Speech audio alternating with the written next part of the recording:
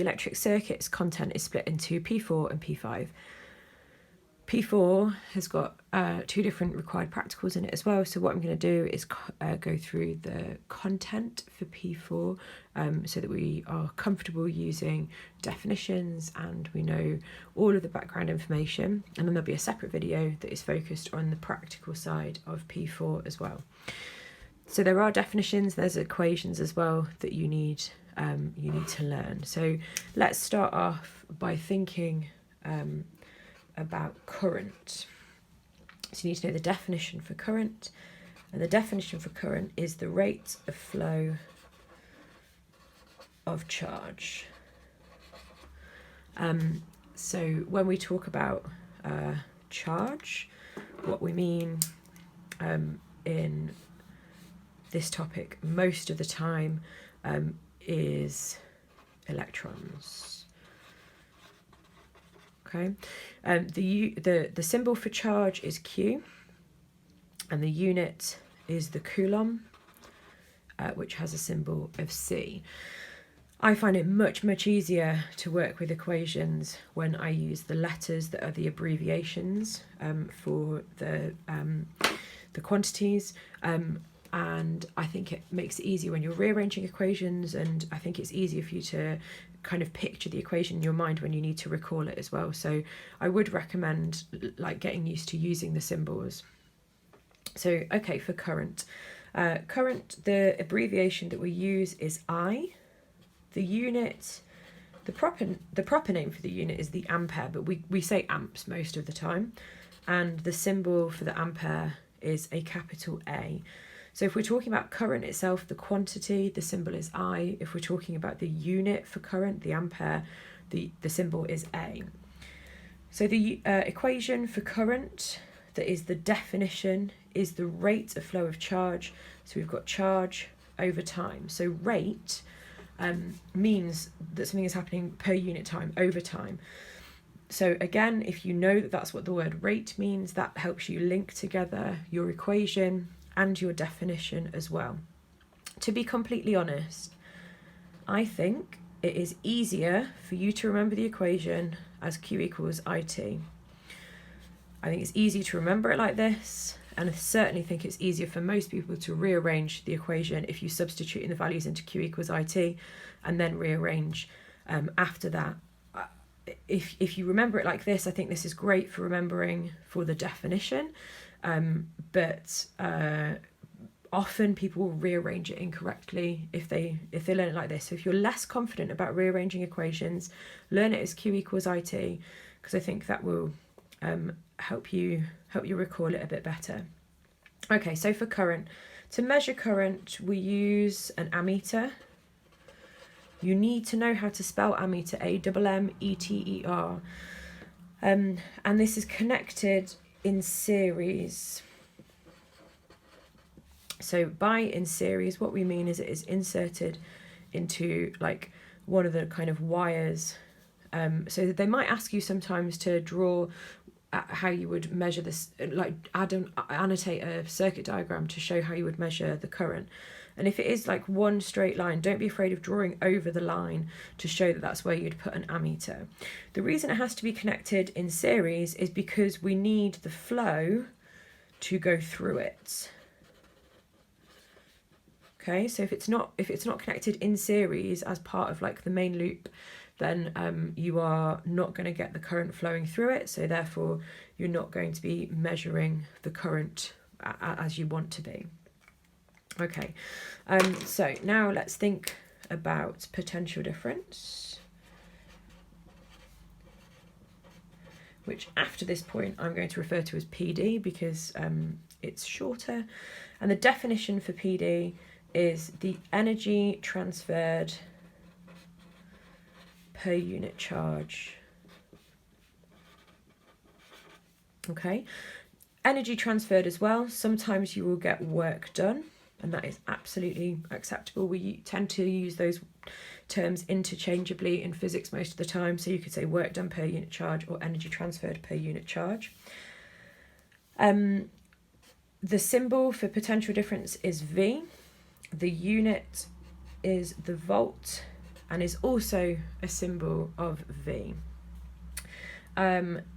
So the equation, if we look at here, energy transfer per unit charge. So therefore, V is going to be energy per charge. Okay, we could also have work done, so we could have work done per charge, and that's equally acceptable. However, as with the last one, I think it is easier if you learn E equals VQ or W equals VQ. I think they are easier to recall and easier to rearrange. So again, if rearranging and the equations aren't your strong point, that's fine, but you need to learn them like this then, or try learning them like this. To measure potential difference, we use a voltmeter, and this time it is connected in parallel. So often you will see, let's say that we've got a resistor, you will have a voltmeter that is connected like this. The way that I find it easier to remember how it is connected is because I think of the word difference. Okay, and when we're talking about difference, what we want is we want an original value and a final value, and to then take one away from the other to find the difference. So I always think, well, it's measuring here and it's measuring here, and then it's the difference between those 2 points. Whereas if you put it in series with the component, there's no difference, there's no 2 points that it can measure the difference between. Okay, so then we have resistance, which we can think of as being opposing the flow of charge. So opposing the current, because the current is the rate of flow of charge. The symbol that we use for resistance is a capital R. The unit is the ohm, and the symbol that we use for the unit is omega. So it's like a kind of 2 flat bits at the bottom with a little arch in between. So the equation that we use is resistance is equal to potential difference over current. And again, I think it is easier for you to learn this as V equals IR. So each of these equations, although this method of doing it actually tells you the definition of this term, there is an easier way for you to actually recall the equation. So you can use an ohm meter, which is actually a multimeter, one of those ones with a dial usually, so you can turn it to, the setting is ohms, but usually we calculate it from readings from a voltmeter and an ammeter. So you put a voltmeter and an ammeter in your circuit, take readings from those, and then do R equals V over I. So something that's important to do with resistance is Ohm's law, which is that the current through a component at a constant temperature is directly proportional to the PD across it. Okay, so hopefully we know that direct proportionality is a graph, straight line graph that goes through the origin, and we'll do this in the next revision session when we talk about IV characteristics, but this would be a straight line graph that goes through the origin showing that direct proportionality, but it has to be at constant temperature in order for that to happen. So another point about resistance and I guess temperature is the important thing as well, is that as the current increases, so resistance is caused by collisions between electrons and ions, so the stationary ions that make up the wire. So as the current increases, there is an increased number of collisions,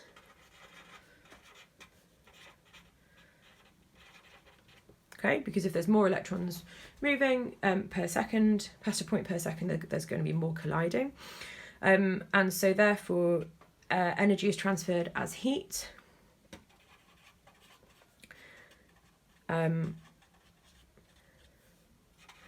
So the temperature increases when the atoms vibrate more, the current is limited more. So as the temperature increases, the resistance also increases. So there is a link between temperature and between resistance. So you need to know how to put all of these things kind of together and use ideas about these. So if you're really solid on these definitions, it does make everything else easier. And something that people always think is much trickier than it actually is thinking about series and parallel circuits. So I have got another video just on series and parallel. So series circuit. Yeah, there is another video that is entirely on series and parallel circuits. So maybe go and watch that, because I'll go into that in a bit more detail in that one. But if you know your definitions for each of these things, it does make thinking about series and parallel circuits a bit easier. So first of all, let's think about a series circuit. So I've got a series circuit with a cell, and let's put in 2 resistors. Okay. So I've got 2 resistors in my circuit. So we've got resistance 1 and resistor 2. So R1 and R2. Okay, so we can think about each of the other things. So the current, we need to know the rules for each of them. The current, the rate of flow of charge, so the number of charges that are passing a point every second. If I measure here, A1, if I measure here, A2, if I measure here, A3, so I've got an ammeter 1, ammeter 2, ammeter 3. It's one loop. So if they get slowed down at one point, that's going to have a knock-on effect and everywhere in the circuit. So therefore the current will be the same at all points. Okay, the flow has got to be the same at all points. If I slow it down here, it's going to be slowed down here, it's going to be slowed down here. At GCSE, they sometimes expect you to be able to kind of express this mathematically. So you could say A1 is equal to A2, which is equal to A3. Okay, all of these will be equal to each other. So then if we think about potential difference, so potential difference being the energy transferred per unit charge, well, we could have a look at what it was across the power supply, we could have a look across resistor 1, and we could have a look across resistor 2. So some work is going to be done on the charges by the power supply. They're then going to go, the charges are going to flow round, the current is going to flow round. They're then going to have to do some work to get through resistor 1 and then do some work to get through resistor 2. Okay, so the work done by the charges is split because they have to do some work at resistor 1 and some work at resistor 2. So the potential difference is split between the components. And if the components are identical, then the resistance will be identical. So sometimes it will say 2 identical resistors are in series, and you have to then recognise that then the potential difference will be split evenly between them. It will be divided evenly between them. But if not, the potential difference, you get more potential difference with the higher resistance because more work has to be done to get through a higher resistance. So it's split between components and they add up to the power supply, PD. Okay, so mathematically on here, our power supply is going to equal the potential difference across this resistor plus the potential difference across this resistor. Okay,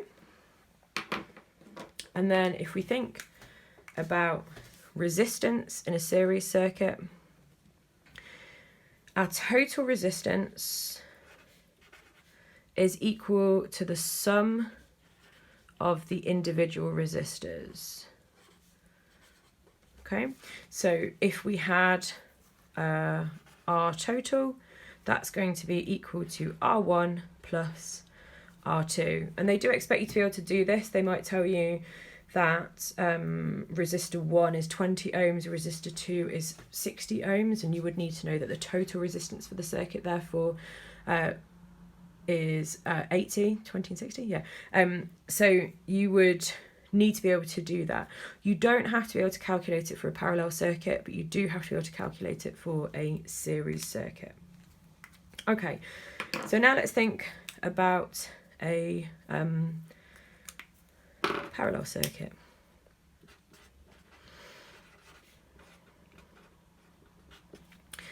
So a parallel circuit is one where there is more than one loop for the charges to follow. So I've got two branches is what we would call them.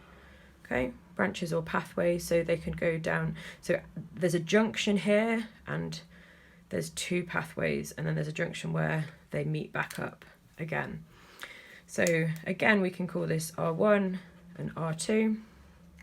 We've got this power supply. So let's go through each of the things and consider what we know about them now to know the rules for the parallel circuit. So the current. So now we have our electrons that are leaving. The electrons are everywhere in a circuit, and they all start moving at exactly the same time. But if we think we've got electrons in this branch, in this wire, and they get to this junction, and some are going to go down this branch and some are going to go down this branch. So if I measured A1 and then I measured in this branch A2, this branch A3, and then here A4, what I would notice is that the current splits between branches. Okay, and A1 is going to equal A2 plus A3. Okay, because some of them are going to go down here, some of them are going to go down here, and the total will be what it was before. And they're going to join back up again, so A4 and A1 are going to be the same. Okay, it's always worth kind of thinking, like I often model this with, like, if you think about dots. So I've got dots here modelling the electrons, and then half of them, let's say, are going to go through here, and then half of them are going to go through here. And then both of them are going to join back up again after there. So if you were looking like at any one kind of section, there are, if the resistors are identical, there are half in this branch and half in this branch. Okay, so a current splits between the two branches. Okay, so potential difference. So with potential difference, we can think about, we'd have V1 here, we'd have V2 here, and V3 here. So we're doing work on the charges here by the cell, the power pack. So there's work done on the charges then move around here. Some of them go down here, some of them go down here, but each charge only has to do work through one resistor. So therefore, the potential difference across this resistor is going to be the same as the potential difference across the power pack and the potential difference across here. Okay, so the potential difference is the same in each branch. Okay, so V1 is equal to V2 and is equal to V3.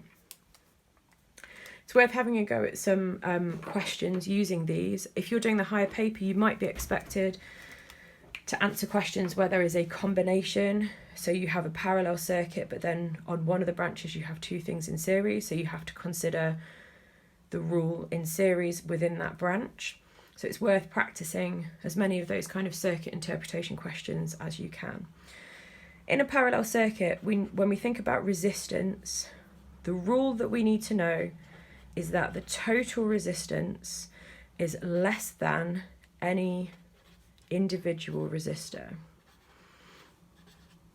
Okay, so even if I have a 10 ohm resistor and a 100 ohm resistor, the total resistance is going to be less than 10 ohms. And that's a really important rule to learn. At GCSE, you don't need to know how to calculate the total resistance, but you do need to know that rule. So you can think about it being like, if I had a simple circuit, so let's use the example of the 10 ohm and the 100 ohm resistor. Let's say I had a simple circuit, so it was just a power pack and one resistor, and that resistor was a 10 ohm resistor. So the total resistance of that circuit would be 10 ohms. Let's say I now put another pathway in and it's at a 100 ohm resistor. There's going to be a smaller current in the 100 ohm resistor than there is through the 10 ohm resistor because of the fact that the current always takes the path of least resistance. So therefore there'll be a bigger proportion of the current through the path where there's less resistance, but some of that current will still go through the 100 ohm resistor. So because some of that current still goes through the 100 ohm resistor, the total current has increased. So the total current that's in this circuit will be higher, and so therefore the total resistance has decreased. I'll be completely honest, at this point, if that baffles you as to why that happens, I haven't ever seen a question where you have to actually explain how that happens, but you do need to know this rule. And if I was to add another resistor in parallel, the total resistance would decrease even more. Whereas if I added another resistor in series, the total resistance would increase. And that's quite a common question that they ask you. Is sometimes it's been multiple choice questions where they ask you about which circuit would have the lowest resistance overall, and sometimes they don't give you numbers, they just give you different arrangements, and you have to work out sort of which one would have the lowest resistance, and like I say, the total resistance is less than the resistance of any individual resistor.